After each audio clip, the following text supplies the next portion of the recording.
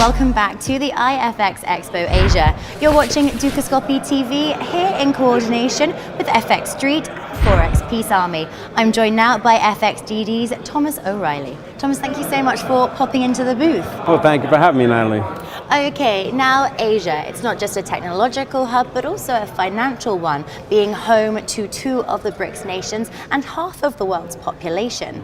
Now, if we consider that Asia continues to outpace Europe, really, how important is Asia to you as a market, and how do you look to differentiate within this region? Well, I think it's fair to say that we built our business on Asia. We start probably today 70% of our flow in trading comes from Asia, so we consider it a very vital part of our business.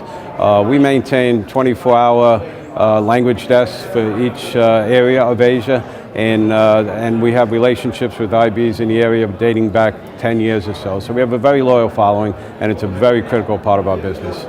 In an industry then where competing solutions and tight spreads can equal market share, who do you fear the most? Who would you consider as your biggest competitor?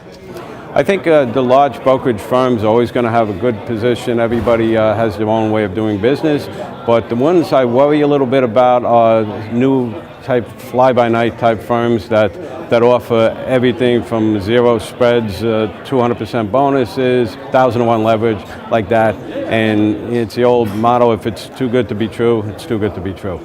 Now, in its quarterly report, Forex Magnate suggests that MT4 represents approximately 20% of the retail market. More and more brokers are adding different trading platforms to the market, but what are insiders using? Which FX platform is growing? Well, I'm a little surprised at the 20% figure. I would have thought it was more than that, because I think MetaTrader is always going to have a strong community, strong following, the EA users and such. So, but we're seeing a lot, there's always room for alternative platforms. For instance, we have exclusivity with Dukascopy for the J4X platform, which we have found to be very popular. Internally, we developed a Swordfish platform, spent a lot of time in development, and we're doing a soft launch. But we're seeing a lot of people very interested in that. If they try these platforms, they like them, and they're good alternatives to MetaTrader. What challenges then are you still facing in terms of attracting new clients? Is the trader profile changing? And if so, then what are you doing to attract and retain those new profile traders? I think you're always going to have your manual traders. They'll always be there. We saw the popularity over the last few years of signal providers and trade following software. The next logical phase to me is Forex as an investment, because I think that once they go through the phases, they like Forex, the traders like Forex, but they're looking to have someone else manage their money. And lastly then, in terms of hoping for the best, preparing for the worst, how do you handle client complaints? How do you rectify issues and errors? And similarly, do you deal with the client directly, or do you adopt a slightly more neutral strategy? No, we have standard procedures we have to follow, by regulation, and we do follow those.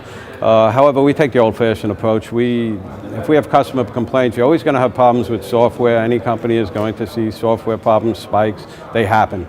We deal with the client directly via email or over the telephone and such. And we have always in the past been very flexible in our arrangements in settling these things, because we always give the benefit of the doubt to the client, and we think it pays dividends, because you got to build up that trust.